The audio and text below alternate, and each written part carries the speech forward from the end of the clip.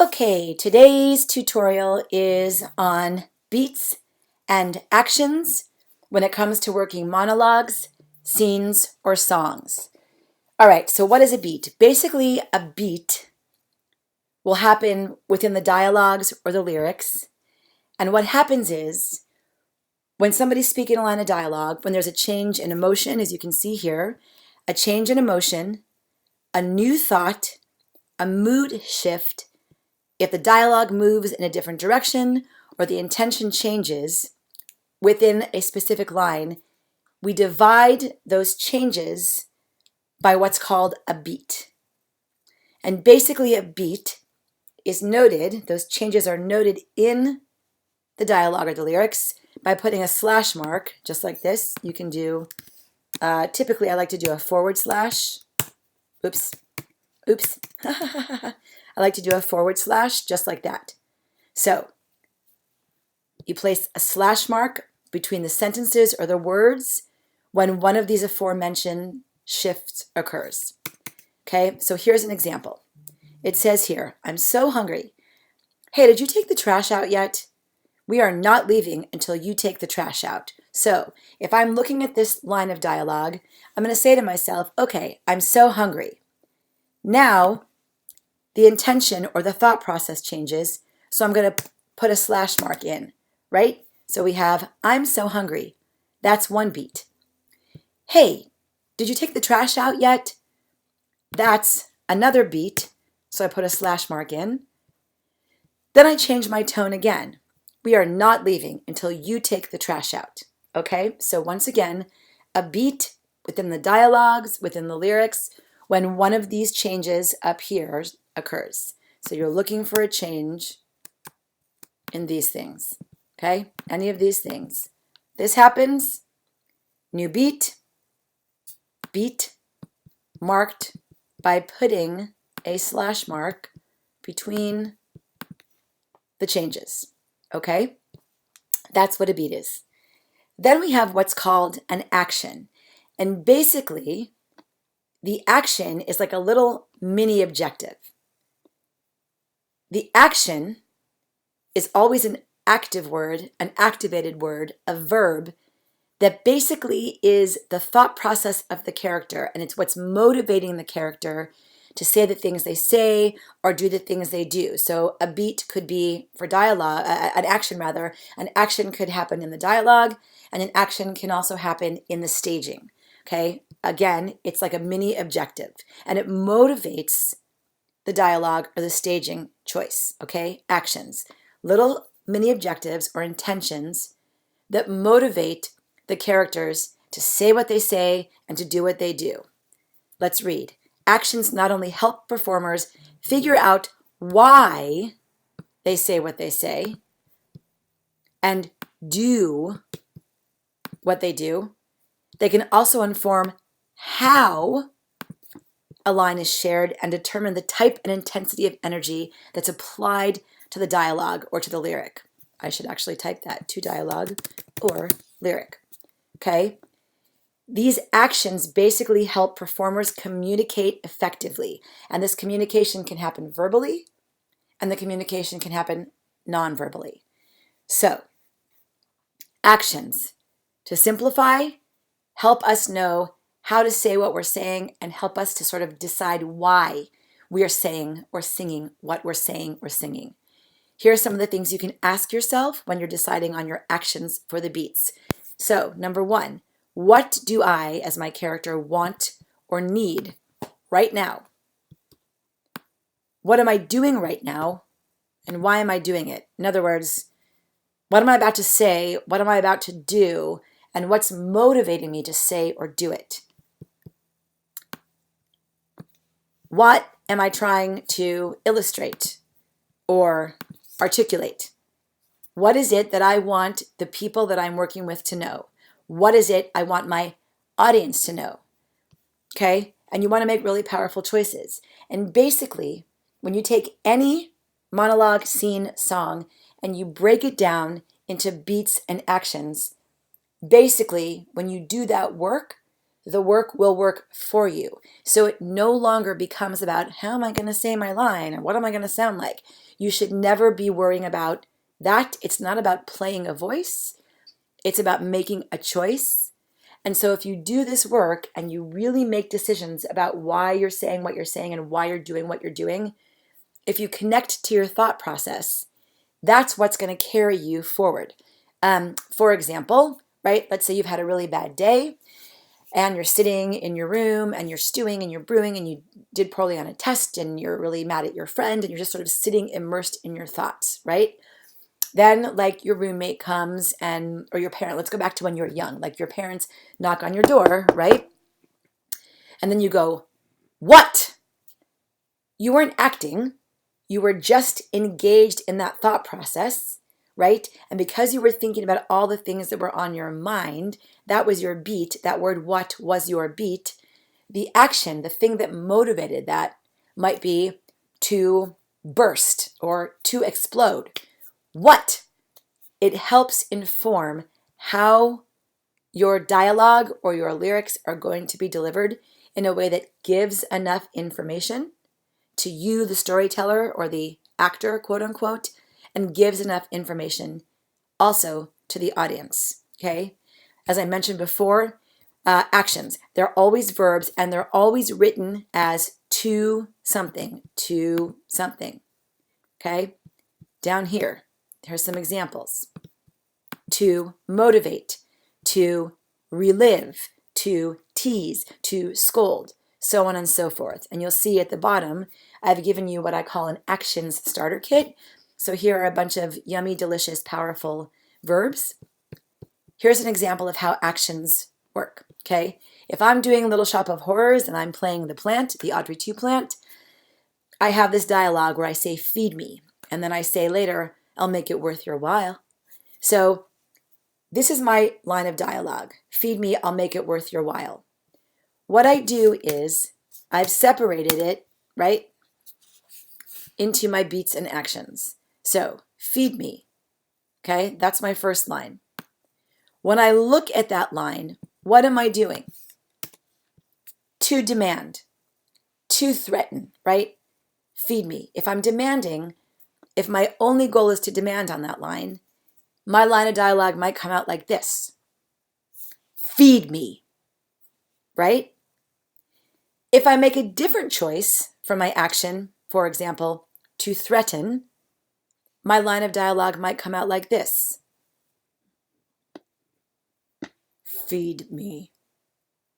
Okay? When you choose your actions, sometimes they're really obvious and they make sense right off the bat. Sometimes you're going to come up with 2 or 3 or 4 that might work. So what I recommend doing is writing down all 2, 3, or 4 choices. I wouldn't really go beyond 2 or 3. Try the beat with each action, one at a time. See what feels best to you as the performer, and then you'll figure out which one you want to choose. And as you're making those choices, as you can see what I wrote down here, okay? Look at the action, try them with each beat, and then see how those actions serve your character, serve the scene, serve the story, and serve the objective, right? We talked about objective last time. So see if those particular actions feed your overall super objective and also serve the objective within that specific scene that you're doing. And I always say, as you know, it's not really about making right or wrong choices, because when it comes to creativity and performing, there really are no right or wrong choices, because everything is an attempt. Everything is a potentially lucrative choice. But sometimes our choices can be stronger and more effective. And sometimes our choices can be a little less effective. So you don't want to look at it as this is right, this is wrong, but this is a bit stronger, and this is, I don't know what that was. Oh no, oh no, oh no, no, no. Oops, sorry about that. So you don't want to look at it as this choice is right or wrong, but you want to look at it as this is a stronger choice and this choice may not be as effective. Okay, so we're going to jump over here to this monologue from The Northern Lights by Lauren McConnell, the character of Kelsey. We are going to look at now how the process of beats and actions can work. Okay, so I am playing Kelsey, let's just say, and I am now taking my monologue and I'm going to break it down into beats and I'm going to put actions to those beats. So let's start reading. Let's see when there's a change in intent, in motivation, in direction, in emotion, in thought process. Okay, I want to go home. I want to catch it. Okay, I want to go home. There's a beat there for sure. I want to catch a bus tomorrow and go home. There's a beat that goes there. To California, right? She's changing her tone. Things are shifting. She starts with, I want to go home. Then she makes a more detailed sort of share of what she wants to do. Then she tells us where she wants to go. So that is its own beat, to California. She goes on, I can't go back to the cabin. I'm going to put a beat there. And the goat. I'm going to put a beat there. And the smell, right? This is a list. I can't do this, I can't do this, and I can't deal with this. So there are 3 different things. And when you have a list, typically you want to break up that list and choose a different action for each part of the list. It ends there. Then she goes on to say, not after California. So obviously we're seeing a connection here. Okay. Then she says, I can't take it anymore. Okay. So I'm going to stop there. Okay. I'm going to move this part of the monologue down.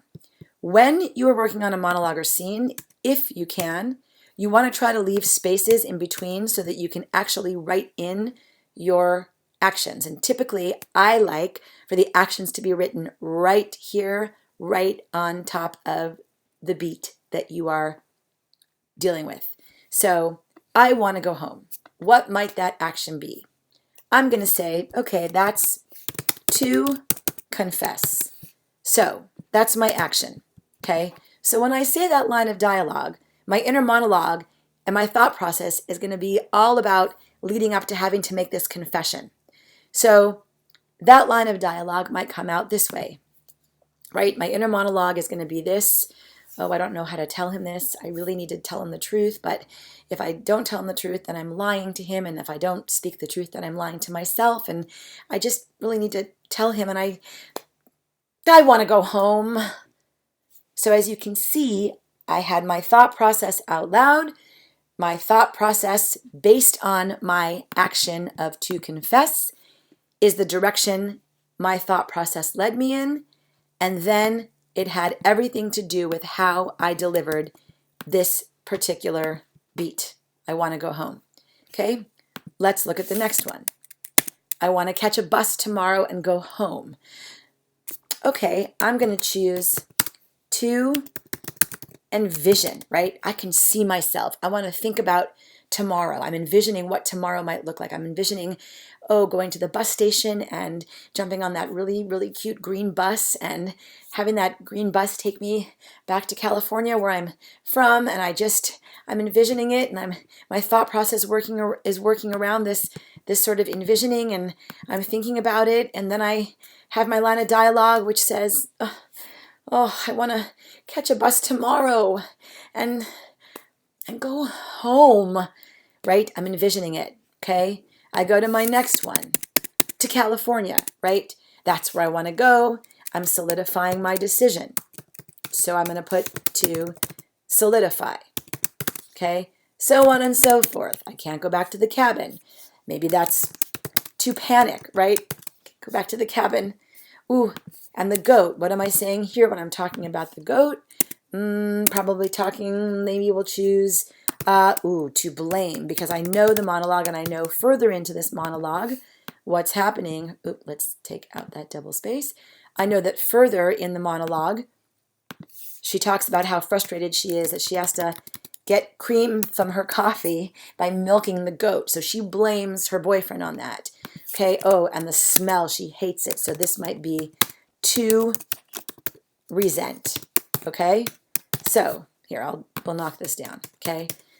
So if these are all of our actions that go with the beats, here's what it might sound like if I'm delivering this part of the monologue.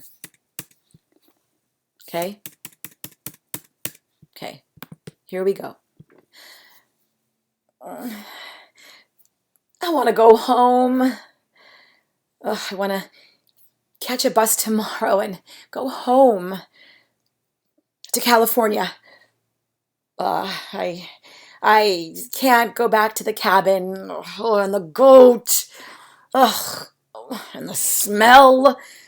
So that's how that part of the monologue might come out. So, as opposed to having to guess, quote, how am I going to say my lines? How do you want me to read these lines? How do I do it? You do it by using your beats and actions worksheet. You divide all of your dialogue into beats. You assign actions to all those beats. And that way, if you do the work will work for you. Okay? So here's your sheet. Here's your action starter kit. Here's a monologue to practice on. And have fun. This is going to make a huge difference in all your performing. You can use this anytime and every single time you have to do any kind of performing. So enjoy.